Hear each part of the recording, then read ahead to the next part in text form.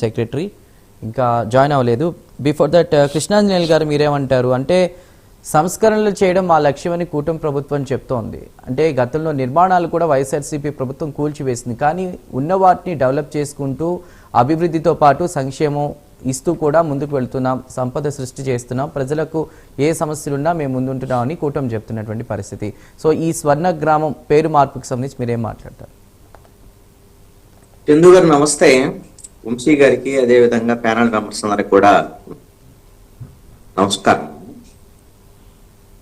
ఇక్కడ పేరు మార్పు అనేటువంటి అంశము, ఇలాంటి నిర్ణయం తీసుకోవటము, దీనివల్ల మేమేదో వ్యవస్థని మరింత ప్రజలకు దగ్గర చేస్తామని చెప్పటము, ప్రభుత్వం తీసుకున్నటువంటి నిర్ణయం ఖచ్చితంగా ఇది పొరపాటు నిర్ణయం.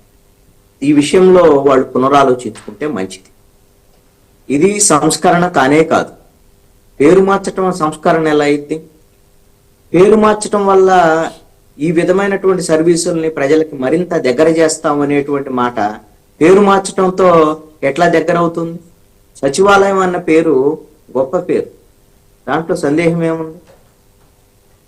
సచివాలయాన్ని తీసుకెళ్లి స్వర్ణగ్రామం అని పెడుతున్నాం అని అంటే, స్వర్ణగ్రామం అంటే బంగారు గ్రామం అని పేరు పెట్టినంత మాత్రాన గ్రామం బంగారం అయిపోయిద్దా? గ్రామంలో సమస్యల పరిష్కారం చేస్తే ఈ ప్రభుత్వానికి మంచి పేరు వస్తుంది, అంతే తప్ప బంగారం గ్రామం అని పేరు పెట్టినంత మాత్రాన బంగారం గ్రామం అయిపోదు. ఇక్కడ ఇప్పుడు వంశీ గారు కొన్ని ప్రస్తావనలు చేశారు. ఏమిటి? ఎన్టీఆర్కి సంబంధించినటువంటి హెల్త్ యూనివర్సిటీ పేరును వైఎస్ఆర్ హెల్త్ యూనివర్సిటీ అని పేరు మార్చడం, అలాగే అట్లా పేర్లు మార్చేటువంటి ప్రయత్నం చేసి ఇవన్నీ చేసి జగన్మోహన్ రెడ్డి ఆ రోజున ప్రజల నుంచి తిరస్కరణకు గురయ్యారు. ప్రజలు జగన్మోహన్ రెడ్డి నిర్ణయాన్ని వ్యతిరేకించారు. అసలు ఏ ప్రభుత్వం అయినా సరే, ప్రభుత్వాలంటే మీకు 5 ఏళ్లు పరిపాలించమని అవకాశం ఇచ్చారు తప్ప ఇష్టం వచ్చినట్టుగా మీరు జరుగుతున్నటువంటి డెవలప్మెంట్ ని కొనసాగించకుండా ఆఫ్ చేయమని కాదు. ఇప్పుడు జగన్మోహన్ రెడ్డి టైంలో మీరు ఎట్లయితే ఆయన ప్రజావేదికను కూల్చాడో, కనీసము మంచి కార్యక్రమాలను కొనసాగించేటువంటి ప్రయత్నం కూడా జగన్మోహన్ రెడ్డి కూడా చేయలేదు. మీరు గమనిస్తే అన్న క్యాంటీన్లు ఉన్నాయి. అన్న క్యాంటీన్ చాలా చోట్ల రైతు మార్కెట్ యార్డుల పక్కన, లేకపోతే గవర్నమెంట్ ఆసుపత్రుల పక్కన కూలీలకి లేకపోతే పేదవాళ్ళకు ఉపయోగపడేటువంటి అన్న క్యాంటీన్లు, దాన్ని ఎందుకు కొనసాగించలేదు? అన్న అంటే ఎన్టీఆర్ అనేటువంటి పేరు ఉంటుంది కాబట్టి అన్న క్యాంటీన్ ఆయన కొనసాగించినటువంటి పరిస్థితులు. అన్న క్యాంటీన్ కాకపోతే అయ్య క్యాంటీన్ అని పెట్టుకోవచ్చు కదా, వైఎస్ఆర్ పేరు లేకపోతే అయ్య క్యాంటీన్ పెట్టుకొని నడుపుకొని ఉండాల్సింది. అది చెయ్యలేదు. అది చెయ్యకుండా నువ్వు డెవలప్మెంట్ ని ముందుకు తీసుకెళ్లకుండా అమరావతి అనంగలోనే అమరావతి డెవలప్ అయితే, అమరావతి కానీ రేపు పొద్దున ముందుకు వెళ్తే అది చంద్రబాబు నాయుడు తీసుకొచ్చాడు, చంద్రబాబు నాయుడికి పేరు వస్తుంది అనేటువంటి దాని మీద జగన్మోహన్ రెడ్డి అమరావతిని నెట్టనీళ్ళు ఉన్న గొంతు నులిమించి చంపేటువంటి ప్రయత్నం చేశాడు. ఏమైంది? చివరికి చంపగలిగాడా? చంపలేకపోయాడు కదా. కానీ అలాంటి అపకీర్తి మాత్రం జగన్మోహన్ రెడ్డికి మిగిలిపోయింది. అందుకనే కదా 151 సీట్ల నుంచి 11 సీట్లు పడిపోయాడు. ఎప్పుడు కూడా డెవలప్మెంట్ ను ముందుకు తీసుకెళ్లేటువంటి వాళ్ళని ప్రజలు హర్షిస్తారు, గౌరవిస్తారు, ఎన్నుకుంటారు మళ్ళీ కూడా. కానీ అలాంటి ప్రయత్నం జగన్మోహన్ రెడ్డి వైపు నుంచి జరగదు. కూటమి ప్రభుత్వం కూడా ఈ సంవత్సరంన్నర కాలంలో వీళ్ళ ప్రభుత్వానికి సంబంధించినటువంటి విషయాలు వైఎస్ఆర్ కాంగ్రెస్ పార్టీ ప్రభుత్వంతో పోల్చినప్పుడు ఖచ్చితంగా కూటమి ప్రభుత్వం బాగుంది, దాంట్లో ఎటువంటి సందేహం లేదు.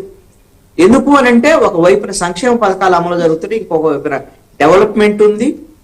వైసీపీ టైంలో డెవలప్మెంట్ లేదు, కనీసం రోడ్లు వేసేటువంటి పరిస్థితి లేదు, ఉద్యోగోపాధి అవకాశాలు లేవు. కాబట్టి వాళ్ళని ప్రజలు తిరస్కరించారు. మీరు ఈ రోజున ఎంతో కొత్త పాలన గాడిలో పెట్టారు కదా. గాడిలో పెట్టినటువంటి పాలనకు సంబంధించినటువంటి విషయంలో ఇలాంటి పనులు చేయటం వల్ల వచ్చేటువంటి ఉపయోగం ఏంటి? గ్రామ వార్డు సచివాలయం అనేటువంటిది ఖచ్చితంగా ప్రజల దగ్గరికి పాలన తీసుకెళ్లేటువంటి విషయంలో జగన్మోహన్ రెడ్డి ఎంతో కొంత మంచి నిర్ణయం తీసుకున్నాడు. గ్రామ వార్డు సచివాలయాలకు సంబంధించినటువంటి ఉద్యోగుల నియామకం కూడా చేశాడు, ఇది నిజం. అయితే దీన్ని గ్రామ పంచాయతీలకు సంబంధించి పంచాయతీరాజ్ వ్యవస్థను నిర్వీర్యం చేసేటువంటి కొన్ని నిర్ణయాలు జగన్మోహన్ రెడ్డి చేశారు. మరి దాన్ని సరిచేసేటువంటి ప్రయత్నం చేయాలి తప్ప పేరు మార్చడం అనేటువంటి దాన్ని సరిచేయటం కాదు. ఇది ఒకసారి పునరాలోచన చేయాలి. నిన్న ముఖ్యమంత్రి చంద్రబాబు నాయుడు కలెక్టర్ల సదస్సులో ఒక అంశాన్ని స్పష్టం చేశాడు. ఆయన ఒక ఏదో సందర్భంలో మాట్లాడాడు, కలెక్టర్ల గురించి ప్రస్తావన చేస్తూ, మీరు బాగా పనిచేస్తున్నారని మీరు అనుకుంటున్నారు, ఫైనల్ గా ఎండ్ రిజల్ట్ వచ్చేసరికల్లా ఏమీ పాజిటివ్ గా ఏం లేదు, నేను కూడా బాగా పనిచేస్తున్నాను అనుకుంటున్నాను, కానీ ప్రజలకు నచ్చటం లేదు అంతే. ఇది ఒకవేళ చంద్రబాబు నాయుడు అభిప్రాయము ఈ విధంగా ఉంటే, అంటే తన పాలన తీరు మీద, లేకపోతే అధికారుల తీరు, తన మంత్రి వర్గము, తన ఎమ్మెల్యేల పనితీరు, వీటి మీద గన అసంతృప్తిగా ప్రజలు ఉన్నారు అంటే దీనికి కారణం ఏంటి అని తెలుసుకొని ఎక్కడ లోపం ఉంది, ప్రజలకు సంబంధించినటువంటి సమస్యల పరిష్కారంలో ఎక్కడ ఎమ్మెల్యేలు సరిగ్గా పనిచేయట్లేదు, అధికారులు సరిగ్గా పనిచేయట్లేదు అనేటువంటి అంశం మీద వాటిని సరిచేసుకొని మంచి సేవలు అందించేటువంటి ప్రయత్నం చేయాలి. ఈ ప్రభుత్వము ఒక అద్భుతమైన కార్యక్రమాన్ని ప్రకటన చేసింది. ఏమని? గ్రామ వార్డు సచివాలయాల్లో మంచిది మేము కొనసాగిస్తాము, వాట్సాప్ ద్వారాగా పౌర సేవలు అందిస్తామని ప్రకటించారు. మరి వాట్సాప్ ద్వారాగా పౌర సేవలు అందుతున్నాయా? మీరు గొప్పగా మరి అంతకన్నా సేవలు వైఎస్ జగన్మోహన్ రెడ్డి టైంలో ఉన్నటువంటి గ్రామ వార్డు సచివాలయాల కన్నా ఇంకా వేగంగా పౌర సేవలు అందాయనుకోండి, ప్రజలు కూడా హర్షిస్తారు కదా. మీరు వాట్సాప్ కు సంబంధించినటువంటి పౌర సేవలు కేవలము ఆర్భాటపు ప్రకటనగా ఉన్నాయా? నిజంగా ఆచరణలో దాని అమలు జరుగుతున్నా? ప్రజలు కూడా దాన్ని మెచ్చుకుంటున్నారా? ఇది ఒక్కసారి పునరాలోచన చేసుకోండి. ఆ రోజున జగన్మోహన్ రెడ్డి నాడు నేడు స్కూల్ డెవలప్ చేశారు, ఎంత కొంత ప్రయత్నం జరిగింది, అన్ని పూర్తి స్థాయిలో చేయలేకపోవచ్చు, కొంత నిధులు దుర్వినియోగం కూడా జరిగి ఉండొచ్చు. ఇప్పుడు విద్యాశాఖ మంత్రిగా నారా లోకేష్ ఇప్పుడు 2 సార్లు ఎవరైతే పేరెంట్ టీచర్ మీటింగు, అదేవిధంగా స్కూళ్ళకు సంబంధించినటువంటి సమస్యల పరిష్కారము, ఆ దిశలో విద్యా వ్యవస్థను మరింత ముందుకు తీసుకెళ్లేటువంటి ప్రయత్నం జరుగుతుంది. దాంట్లో మరి ప్రభుత్వానికి అదేవిధంగా విద్యాశాఖ మంత్రికి మంచి పేరు వస్తుంది కదా. అంతే తప్ప వాళ్ళ నాడు నేడు వల్లే ఇది జరిగింది అనేటువంటి విధంగా స్కూళ్ళను మనం పట్టించుకోకుండా ఉంటే కుదిరేటువంటి పని కాదు. మీరు ఎన్టీ రామారావు పేరు ప్రస్తావన చేశారు ఇందాక వంశీ గారు. ఎన్టీ రామారావు ఆ రోజున తాలూకాల నుంచి మండలాలకు తీసుకున్నప్పుడు ఆ విధమైనటువంటి వ్యవస్థను కాంగ్రెస్ పార్టీ తీవ్రంగా విమర్శించినటువంటి పరిస్థితులు అయినా సరే తర్వాత కాంగ్రెస్ వచ్చింది 1989లో.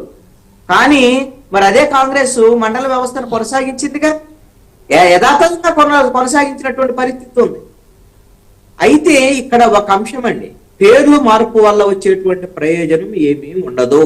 ఇది సంస్కరణ కాదు, ఈ మార్పు వల్ల ప్రయోజనం లేదు. ఇది క్రెడిట్ చోరీ వైఎస్ఆర్ కాంగ్రెస్ పార్టీ అంటుంది. ఇక్కడ ఒక మాట అండి, ఈ క్రెడిట్ అంతా ఒకవేళ ఈ క్రెడిట్ వైఎస్ఆర్ కాంగ్రెస్ వైసీపీ ప్రభుత్వంలో జరిగింది కాదంటారా? ఒకవేళ దీని వల్ల మాకు ఏదో వైఎస్ఆర్ కాంగ్రెస్ పార్టీ భవిష్యత్తులో గెలిచింది, మా పేరు వస్తుంది, అందుకని తెలుగుదేశం ప్రభుత్వం తీసుకుంటుంది అనుకోండి. ఇవన్నీ చేసిన తర్వాత కదా మీకు 11 సీట్లు వచ్చింది. కేవలం కొన్ని పనులు చేసినందువల్ల ప్రజలకు సంబంధించినటువంటి కీలకమైనటువంటి ప్రజా సమస్యలు పట్టించుకోకుండా